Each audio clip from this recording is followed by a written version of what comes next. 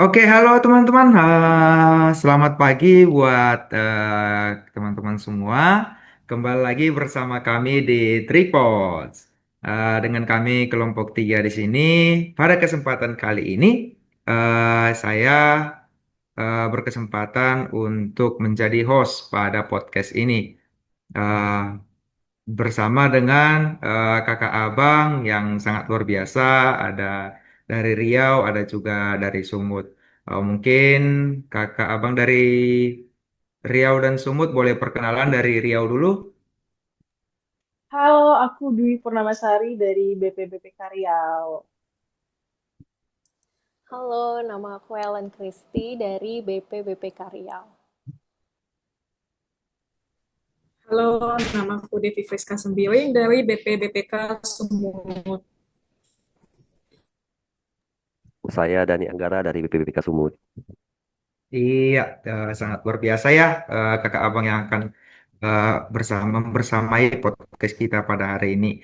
Oke, pada podcast kali ini kita mengangkat sebuah topik yang sangat keren ya, yaitu what we can do to make PU better and stronger. Jadi kalau di Indonesia kan ya, apa yang akan kita lakukan? Apa yang dapat kita lakukan untuk membuat PU ini lebih baik dan lebih kuat lagi? Begitu. Yang mana pada hari ini kita akan membahas langkah nyata yang dapat kita lakukan sebagai insan PU untuk memperkuat organisasi ini melalui penerapan nilai-nilai bela negara. Begitu. Podcast ini juga akan berfokus pada 5 rencana aksi, yaitu yang pertama cinta tanah air, kemudian kesadaran berbangsa dan bernegara, setia pada Pancasila, rela berkorban, dan yang terakhir adalah kemampuan awal bela negara. Begitu. Mungkin untuk mengawali pembahasan kita hari ini, saya mungkin pertama kali pengen eh, mendengar atau minta pendapat dari Kak Ellen Christie dari BPBP Riau. Monggo Kak Ellen. Baik, terima kasih Bang Erben. Uh, yang pertama adalah cinta tanah air. Menurut aku, cinta tanah air itu bukan hanya tentang sikap emosional terhadap negeri, tetapi juga diwujudkan dalam tindakan nyata yang menunjukkan kepedulian dan kontribusi terhadap kemajuan bangsa. Untuk di lingkungan Kementerian PU ini, cinta tanah air itu bukan berarti sekedar menjaga dan membangun Indonesia melalui tugas sehari-hari, tetapi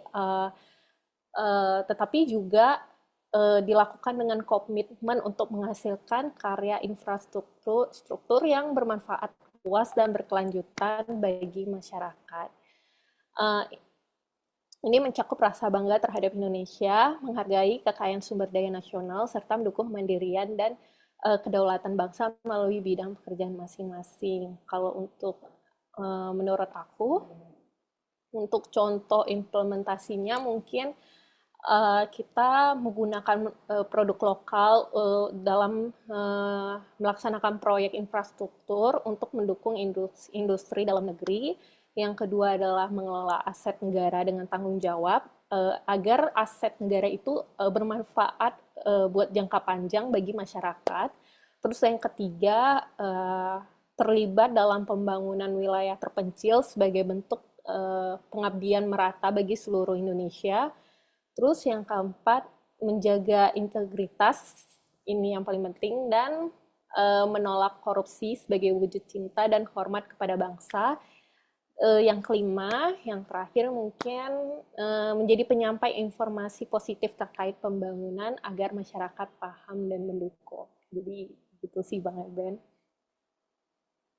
Oke, sangat detail sekali ya penjelasan dari Kak Ellen tadi perihal yang pertama tadi cinta tanah air yang benar, yang mana tadi ada Kak Ellen tadi memberikan 5 contoh yang mungkin bisa sebagai wujud dari cinta tanah air kita kepada bangsa Indonesia begitu. Kemudian mungkin aku pengen pindah ke Kak Dwi. Pengen dengar dong pendapat kakak perihal bagaimana apa yang akan yang bisa kita lakukan untuk membuat PU ini lebih baik dan lebih kuat. Monggo Kak Dwi. Oke, Bang Eben.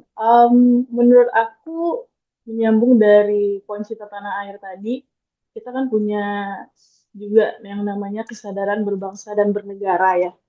Di mana ini juga penting buat kita sebagai ASN, yang artinya kita harus bisa menempatkan kepentingan bangsa di atas kepentingan kita sendiri. Jadi setiap langkah kerja yang kita ambil itu selalu harus berusaha mengikuti aturan, termasuk mematuhi peraturan perundangan dan SOP di setiap tahapan proyek. Kadang memang ada situasi di lapangan yang bikin kita tergoda buat mencari jalan pintas, tapi disitulah kita seperti ujian ya, ujiannya.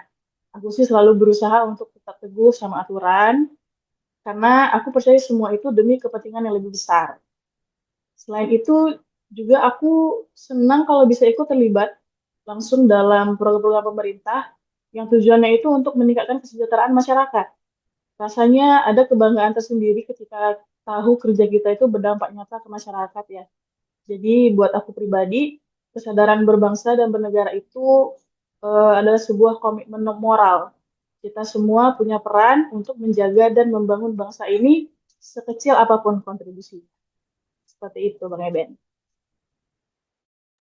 Oke, keren banget pendapat dari Kak Dwi perihal kesadaran berbangsa dan bernegara, gitu ya. Jadi memang kalau dari kita sebagai bangsa Indonesia dalam hal membuat PU ini lebih kuat lagi, lebih baik lagi itu hanya cinta tanah air saja itu belum cukup begitu. Tapi juga harus dimulai dari kesadaran kita terhadap bangsa dan bernegara kita, begitu ya. Mungkin dari Kak, dari Bang Dani, saya pengen dengar nih pendapat dari Bang Dani perihal topik kita tadi.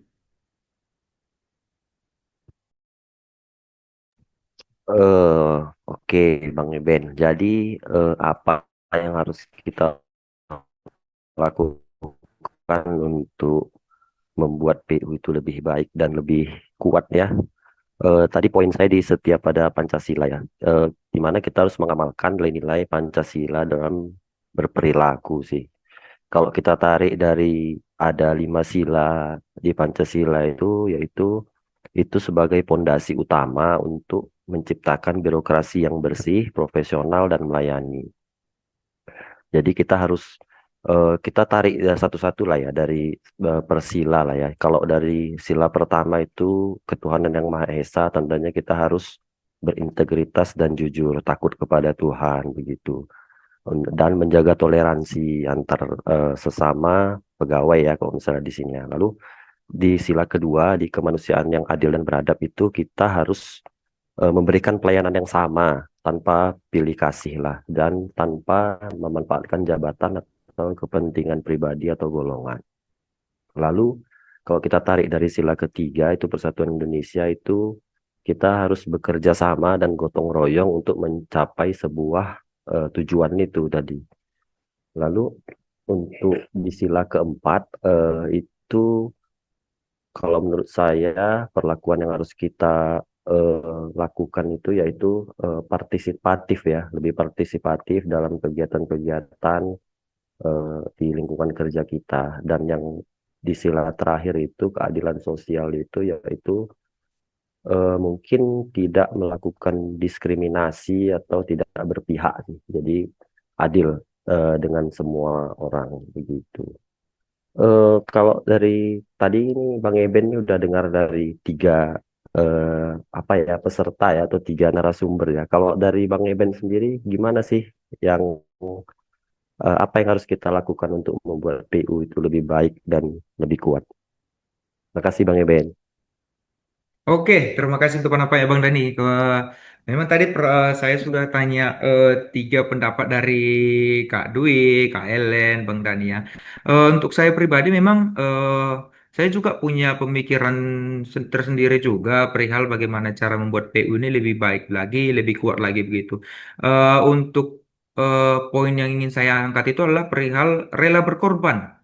Jadi kenapa rela berkorban begitu? Karena rela berkorban ini memiliki makna eh, yaitu kesediaan untuk mengabdikan diri sepenuh hati dengan untuk kepentingan bangsa dan negara begitu. Jadi dia mampu mengesampingkan kepentingan pribadinya atau kepentingan golongan untuk pembangunan di Indonesia ini begitu. Jadi tidak memikirkan egois, tidak serakah begitu. Jadi yang nomor satunya adalah Indonesianya begitu. Untuk implementasinya secara realnya mungkin di masyarakat, yang pertama mungkin siap bekerja di lapangan dalam kondisi darurat. Misalnya mungkin lagi ada bencana alam seperti banjir atau mungkin gempa bumi gitu. Yang mana tentunya kita sebagai insan PU dibutuhkan untuk pemulihan infrastruktur begitu. Eh, untuk supaya akibat atau dampak apa namanya ya, efek samping daripada bencana alam tersebut tidak besar terhadap masyarakat sehingga masyarakat bisa beraktivitas normal kembali begitu. Kemudian untuk contoh implementasi yang keduanya mungkin hal yang sederhana tapi cukup memberi dampak yang besar ya, perihal mengalokasikan waktu tambahan jika diperlukan untuk memastikan proyek yang sedang kita kerjakan ini bisa selesai tepat waktu begitu. Contoh seperti pembangunan jalan tol begitu ya. Jadi kan misal nih kita kan setiap tahunnya pasti ada mudik begitu ya. Jadi untuk mudik tentunya butuh sarana jalan tol yang mana ini bisa menunjang eh, masyarakat untuk pulang kampung begitu ya. Jadi bagaimana kita mau mengorbankan waktu kita untuk mengejar deadline atau penyelesaian daripada si jalan tol ini sehingga masyarakat bisa mudik dengan baik dengan nyaman begitu ya. Mungkin itu tanggapan dari saya Bang Dani ya. Oh, mungkin satu lagi ya sebagai penutup pada podcast kita pada hari ini, saya ingin minta pendapat satu lagi dari Kak Devi. Ayo Kak Devi, monggo dikasih tanggapannya perihal topik kita hari ini. Nah, kalau dari aku nih, kalau kita ngomong gimana sih caranya membuat untuk menciptakan PU yang better dan stronger gitu kan. Eh, Kalau aku mau tarik dari balik ke dasar nih, kita harus menerapkan kemampuan awal bela negara. Nah, mungkin kalau orang dengar kemampuan awal bela negara, wih, angkat senjata dong gitu. Nah, enggak ya, bukan bukan mesti angkat senjata nih yang dimaksud dengan bela negara nih. Apalagi kita sebagai insan PU kan di sini. Nah, sebagai insan PU itu cara kita untuk membangun PU yang better dan stronger itu melalui kemampuan awal bela negara itu adalah dengan memiliki kemampuan kesadaran, keterampilan, dan kesiapan. Jadi tiga itu, kesadaran, keterampilan, dan kesiapan kita untuk mendukung pembangunan nasional melalui tugas-tugas kita nih yang ada di PU gitu, dengan tetap menjunjung tinggi integritas, profesionalisme, dan juga pengabdian gitu. Nah, lalu gimana cara kita mengimplementasikan itu tadi? Nah, caranya dapat dimulai dari hal simpel aja sih gitu. Untuk kita memupuk kesadaran kita bisa kita lakukan dengan contohnya menerapkan disiplin kerja nih, tepat waktu datang dan mematuhi prosedur-prosedur keamanan yang ada di mau itu di kantor maupun di proyek. Nah, itu udah menunjukkan kalau kita menerapkan kita memiliki kesadaran gitu kan.